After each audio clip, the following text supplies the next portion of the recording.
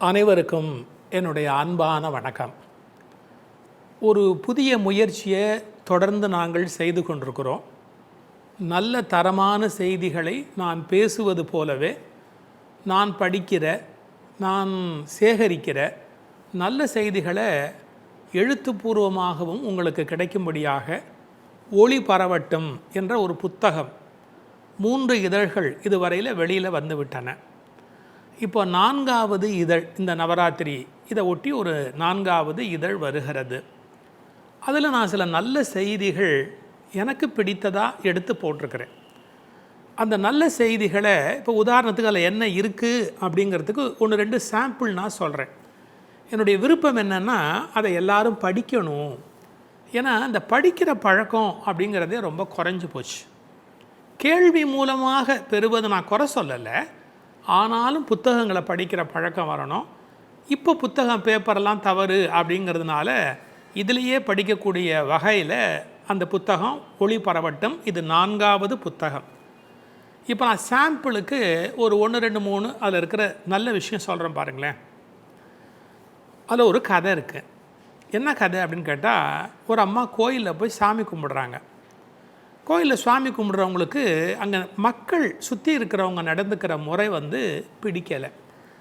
அது உண்மைதான். சில பேர் சத்தமாக செல்ஃபோன் பேசுகிறாங்க, கோயிலே பேசுகிறாங்க. ஒருவேளை கடவுள்கிட்டே அவங்க செல்ஃபோனில் பேசுகிறாங்களோ நமக்கு கூட டவுட்டாக இருக்கும். ரொம்ப கோபதாபங்களை வெளிப்படுத்திக்கிட்டு இருப்பாங்க. இன்னும் சில பேருக்கு இது கோயில் அப்படிங்கிற ஒரு இங்கிதம் தெரியாது. கல்யாணம் பண்ணிக்க போகிறவங்களா இருப்பாங்க, அல்லது புதுசாக கல்யாணம் பண்ணவங்களாக இருப்பாங்க. என்னமோ ஒரு நெருக்கத்தை கோயிலில் பல பேர் முன்னிலையில் வெளிப்படுத்துவாங்க. அது கொஞ்சம் நாகரிகமாக இருக்காது. அன்பாக இருக்கிறது அப்படிங்கிறது ஒரு நல்ல குணம்தான். ஆனால் கோயிலுக்குள்ளே அப்படி ஒரு மாதிரிலாம் இருந்தால் சுவாமி கும்பிட வந்தவங்களுக்கு ஒரு டிஸ்டர்பன்ஸ் இருக்கும். அப்படி ஒரு சில பேர் கொஞ்சம் ஒரு மாதிரியாக நடந்துக்கிறாங்க. இன்னும் சில பேர் என்னென்னா ஊர்க்கதை பேசுகிறது, கோவத்தில் திட்டுறது, சத்தமாக பேசுகிறது, இது மாதிரியெல்லாம் பண்ணுறாங்க. அந்த கோயிலுக்குள்ளே போகிற இந்த அம்மாவுக்கு இந்த சாமி கும்பிடுற சந்தோஷங்கிறது போயிடுச்சு. நம்ம மன அமைதிக்காக தானே போகிறோம். மனம் ஒரு ஒடுங்குவதற்காகத்தான் கோயிலே உருவாயிற்று. லயம், லயம்னா லயிக்கிற இடம். அப்படின்னா இந்த பசுனா இது நம்முடைய ஆன்மா. அது போய் அதை கட்டப்படுற பசுவை எங்கே தொழுவத்தில் கட்டுவாங்களோ அப்படி நம்முடைய ஆன்மாவை கோயிலில் கட்டுறோம். அந்த கட்டு தறி தான் சிவலிங்கமே. இறைவனிடத்தில் போய் நம்மளை கட்டிடணும் இந்த ஆன்மாவை. அதுக்காக உண்டானது கோயில். இதெல்லாம் அந்த கதையில் இல்லை. இதெல்லாம் நான் படிக்க நான் சேர்த்து உங்களுக்கு சொல்லிக்கிட்டு இருக்கிற செய்தி ஆச்சா. இந்த அம்மாவுக்கு என்ன வருத்தம்னு கேட்டால், கோயிலுக்கு சாமி கும்பிட்ற சந்தோஷம் இல்லை. அப்போது அந்த அர்ச்சகர்கிட்ட அந்த அம்மா சொல்கிறாங்க, சாமி நான் அடுத்த வாரம் வெள்ளிக்கிழமையிலேருந்து கோயிலுக்கு வரமாட்டேன் அப்படிங்கிறாங்க. ஏம்மா ஏன் இப்படி சொல்கிறீங்க அப்படின்னு பாருங்கள். கோயில் மாதிரியாக இருக்குது, சந்தைக்கடை மாதிரி இருக்குது. எல்லாரும் அரட்டை அடிக்கிறாங்க, ஒரு மாதிரி நடந்துக்கிறாங்க, கிசு கிசுப்பாக பேசிக்கிறாங்க, நாகரிகம் இல்லாமல் செல்ஃபோனில் அவ்வளோ சத்தமாக பேசுகிறாங்க. கும்பிடுறது திருப்தியே இல்லை சாமி, அமைதியாக சுவாமி கும்பிடுற சந்தோஷமே இல்லை. அதனால் நான் இனிமேல் வெள்ளிக்கிழமை இங்கே வரவானா அப்படின்னு முடிவு பண்ணிட்டேன் அப்படின்னு அந்த அம்மா சொல்கிறாங்க. அந்த அர்ச்சகர் ரொம்ப தெளிவான அறிவுடையவர். அவர் சொன்னார், அம்மா நீங்கள் எனக்காக ஒரே ஒரு உதவி மட்டும் பண்ணிவிட்டு இந்த முடிவை எடுங்க. சொல்லுங்கள் சாமி சொல்லுங்கள். அவர் என்ன பண்ணார், ஒரு கண்ணாடி கிளாஸு, அதில் நல்லா அது எண்ணெய் தடவன மாதிரி வழுவழுப்பாக இருக்கிற ஒரு கிளாஸு, டக்குன்னு வழிக்கிறோம். அந்த கிளாஸில் தண்ணியை ரொப்புங்க அப்படின்னார். தண்ணி ரொம்ப நல்லா ததும்பும்படியாக தண்ணியை ரொப்பியாச்சு. எனக்காக ஒரே ஒரு உதவி பண்ணுங்க. இந்த கோயில் முழுக்க நீங்கள் இந்த கண்ணாடி கிளாஸை கையில் பிடிச்சிக்கிட்டு இந்த கோயில் முழுக்க சுற்றிட்டு வாங்க. ஒரு சொட்டு தண்ணி சிந்தக்கூடாது, ஒரு சொட்டு தண்ணி கீழே சிந்தக்கூடாது. நீங்கள் உண்மையான பக்தி உள்ளவங்களா இல்லையா நான் முடிவு பண்ணணும். அதனால் நீங்கள் என்ன பண்ணுறீங்க, இந்த கண்ணாடி கிளாஸை கையில் பிடிச்சிக்கோங்க, கோயில் முழுக்க ஒரு ஒரு ஒரு ஒரு தடவை பிரகாரமாக சுற்றிட்டு வாங்க, ஒரு சொட்டு தண்ணி கீழே சிந்தக்கூடாது, செய்வீங்களா அப்படின்னாரு. சரி சாமி. அதை எடுத்துக்கிட்டு அந்த அம்மா போய் ரொம்ப கவனமாக அந்த கோயில் பிரகாரத்தை சுற்றி அந்த கண்ணாடி கிளாஸை அர்ச்சகர்கிட்ட வச்சு, ஒரு சொட்டு சிந்தலை சாமி, நான் கொண்டுட்டேன், நான் நம்புகிறேம்மா, கண்டிப்பாக நீங்கள் எதுவும் போய் சொல்ல மாட்டீங்க, எனக்கு தெரியும், நம்புகிறேன். இப்போ நான் ஒரு கேள்வி கேட்கட்டுமாம்மா? சொல். இப்போ யாராவது செல்ஃபோன் பேசுகிறத நீங்கள் பார்த்தீங்களா? கிசுக்கிறத நீங்கள் பார்த்தீங்களா? சத்தமாக யாராவது ஏதாவது பேசிக்கிட்டு இருந்தது, தவறான சில காட்சிகள் ஏதாவது உங்கள் கண்ணில் பட்டுதான்? இல்லை சாமி, இந்த தண்ணி எங்கே சிந்தக்கூடாதோன்னு அதிலேயே கவனமாக இருந்தேன் பாருங்கள், வேறு எதுவுமே என் காதில் விழவே இல்லை, என் கண்ணில் படவே இல்லைன்னு. அதுதாம்மா வழிபாடு. நாம் கோயிலுக்கு வந்தால் நம்முடைய வழிபாட்டில் கவனமாக இருந்தோம்னா யார் என்ன இம்சை பண்ணினா கூட நம்மளை அது பாதிக்காது. இப்போ இதில் ஒரு சொட்டு சிந்தக்கூடாதுன்னு நான் சொல்லிட்ட உடனே நீங்கள் என்ன பண்ணிட்டீங்க, மற்ற எதையுமே உள்வாங்கலை. நடந்தது, அதெல்லாம் நடக்கிறத நம்ம தவிர்க்க முடியாது. ஒரு முள்ளான பாதையில் போகிறோம், எல்லா முள்ளையுமா நம்ம எடுத்துட முடியும் காட்டுக்குள்ளே? காலில் செருப்பு போட்டுக்கலாம். அதே மாதிரி நீங்கள் கவனமாக இருந்துக்கலாம் உங்களுக்குள்ளே. அதை நான் சொல்கிறதுக்காகத்தாமா அவங்கள சொன்னேன் அப்படின்னு. அடுத்த வெள்ளிக்கிழமை கோயிலுக்கு வரேன் சாமின்னு அந்த கதை முடிஞ்சு போச்சு. இது ஆக்சுவலாக பழைய ஒரு உபகதை. பகவான் ராமகிருஷ்ணர் சொன்னது. நாரத மகரிஷி அவருக்கும் மகாவிஷ்ணுக்கும் ஒரு சம்பாஷணம் நடந்தபோது எண்ணெய் கிண்ணத்தை கையில் கொடுத்து ஒரு சொட்டு சிந்தாமல் உலகம் முழுக்க சுற்றிட்டு வா அப்படின்னு வந்ததுக்கப்புறம், நீ நடுவில் எங்கேயாவது ஹரின்னு என்னை கூப்பிட்டியான்னு கேட்டார்னு ஒரு நல்ல அழகான ஒரு கதை உண்டு. அந்த கதையை மாடனாக யாரோ உல்ட்டா பண்ணியிருக்காங்க. இன்றைய சூழ்நிலையில் கோயிலுக்குள்ளே வர்றவங்க எவ்வளவு தூரத்துக்கு அவங்க சௌரியத்துக்கு நடந்துக்கிட்டாலும் கூட கும்பிட போகிறவங்க முழு வழிபாட்டோடு இருக்கணும் அப்படின்னு இந்த கதை அந்த புஸ்தகத்துக்குள்ளே இருக்குது. ஒளிபரவட்டும் 4வது அந்த புஸ்தகத்துக்குள்ளே இருக்குது. அப்புறமா சுஜாதா ஒரு நியூ டைமென்ஷன். அவர் ஒரு பெரிய அதிசய புருஷர்னே சொல்லணும். பழமைக்கும் புதுமைக்கும் ஒரு ஒப்பற்ற பாலம் நம்முடைய அருமை சுஜாதா அவர்கள். அவர் இதுலேருந்து தமிழும் சமஸ்கிருதமும்னு ஒரு செய்தி பாருங்கள். அவர் சமஸ்கிருதத்தை கொஞ்சம் கூட குறைச்சி பேசலை. ஆனால் அவையெல்லாம் பேச்சு வழக்கிலேருந்து விடைபெற்று போய்விட்டன. அதையெல்லாம் அவர் கிரேக்க இலியட் பற்றியெல்லாம் சொல்லிகிட்டே வந்துட்டு, இன்றைக்கி இருக்கிற கிரேக்கன் அந்த பழைய கிரேக்க மொழி இலக்கியத்தை படித்தா ஒரு வார்த்தை கூட புரியாது. ஏன்னா அந்த கிரேக்க மொழியிலேருந்து இன்றைக்கி இருக்கிற கிரேக்க மொழி ரொம்ப மாறிப்போச்சு. இதையெல்லாம் அவர் விளக்கிக்கிட்டே வந்தார்.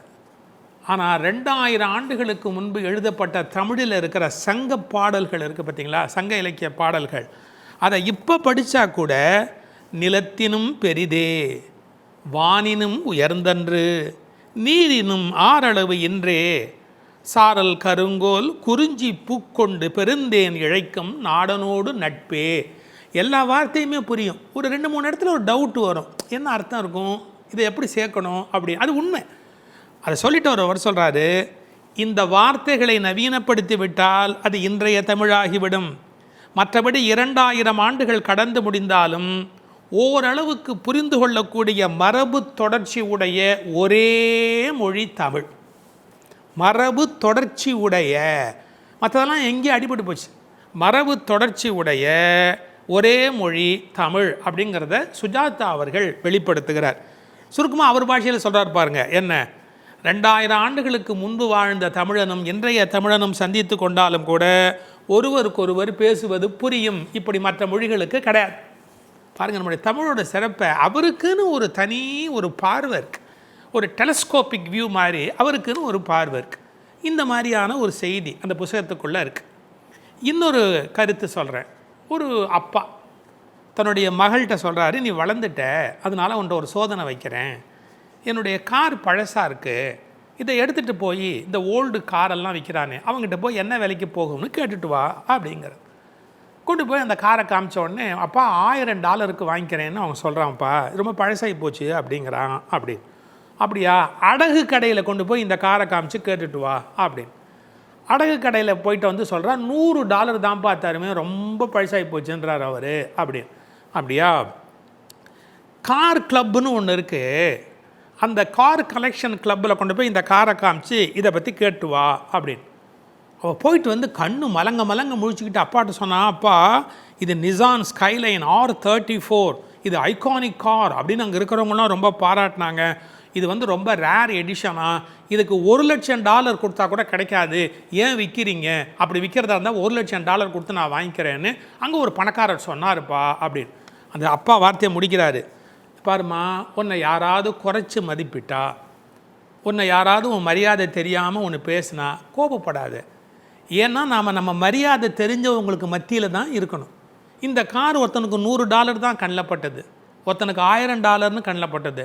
ஒருத்தன் தான் கண்டுபிடிக்கிறான் இது ஐகானிக் கார், $1,00,000 பெறும் அப்படின்னு கண்டுபிடிக்கிறான். இது யாரோட தப்பு? அவனுக்கு தான் அவனுடைய அருமை தெரியும். ஸோ நம்ம அருமை தெரியாதவங்களுக்கு மத்தியில் நாம் இருக்கவே கூடாது அப்படின்னு. இது மாதிரி நூற்றுக்கணக்கான செய்திகள் அந்த புஸ்தகத்துக்குள்ளே. சின்ன புஸ்தகமாக இருக்கும். சார், குதிரை குடிக்கிற தண்ணீர் வந்து அவ்வளோ தூய்மையாக இருக்குமா? பூனை தூங்குகிற இடத்துல நீங்கள் பாய் போட்டால் தூக்கம் நிம்மதியாக வருமா? புழு தொலைச்ச கனிகள் வந்து இனிமை உடையதாக இருக்குமா? காளானில் பூச்சி உட்காந்துருக்கு அப்படின்னு கவலைப்படாதீங்க. ஏன்னா விஷம் உள்ள காளானில் பூச்சி உட்காராது, அந்த காளானை பறித்து சாப்பிட்லாம் அப்படின்னு. பறவைகள் எங்கே வெப்பத்தில் ஓய்வு எடுக்குதோ அங்கே தண்ணீர் கண்டிப்பாக கிடைக்கும் அப்படின்னு. இப்படி நூற்றுக்கணக்கான நல்ல விஷயங்கள், இயற்கையோடு இணைந்து வாழ்வோம் அப்படின்ற ஒரு செய்தி இந்த புஸ்தகத்துக்குள்ளே இருக்குது. இன்னொரு செய்தி, பகவத்கீதையை ஒவ்வொரு அத்தியாயத்தை ஒரு வரியில், ஒரே வரியில், chapter 1 wrong thinking is the only problem in life. இதே மாதிரி 18 அத்தியாயத்து ஒரே ஒரு வரியில் அந்த புஸ்தகத்துக்குள்ளே இருக்குது. இப்படி நூற்றுக்கணக்கான நல்ல விஷயங்கள் அடங்கி இருக்கக்கூடிய ஒளிபரவட்டும் புத்தகம் 4. அதில் வந்து நீங்கள் இந்த முறை அதை நீங்கள் அடையணும் அப்படின்னு சொன்னால் இதுக்கு கீழே இருக்கிற அந்த லிங்க் டிஸ்கிரிப்ஷன் பாக்ஸில் போய் ஒரு லிங்க் ஒன்று இருக்கும். அதை நீங்கள் கிளிக் பண்ணிங்க அப்படின்னா அந்த புத்தகம் படிக்கிற ஃபார்மேட்டில் உங்களுக்கு கிடைக்கும். இதை தவிரவும் வழி இருக்குது. எப்படின்னா, உங்களுடைய இமெயில் ஐடியை எங்களுக்கு அனுப்புனீங்கன்னா உங்கள் இமெயிலுக்கு அந்த புஸ்தகம் வந்துடும். உங்களுடைய வாட்ஸ்அப் நம்பர் அனுப்புனீங்கன்னா வாட்ஸ்அப்லேயும் அந்த புஸ்தகத்தை படிக்கலாம், அது மாதிரி வந்துடும். இல்லைன்னா அதுக்கு டிஸ்கிரிப்ஷன் பாக்ஸில் கீழே போய் அதில் இருக்கிற அந்த ஒரு அடையாளம், அதை நீங்கள் கிளிக் பண்ணிங்க அப்படின்னா படிக்கிற மாதிரியே இந்த புத்தகம் கிடைக்கும். ஒளிபரவட்டும் புத்தகத்தை படித்து மகிழுங்கள். எங்கள் புதிய முயற்சிக்கு தொடர்ந்து உங்களுடைய அன்பும் ஆதரவும் என்றும் தேவை.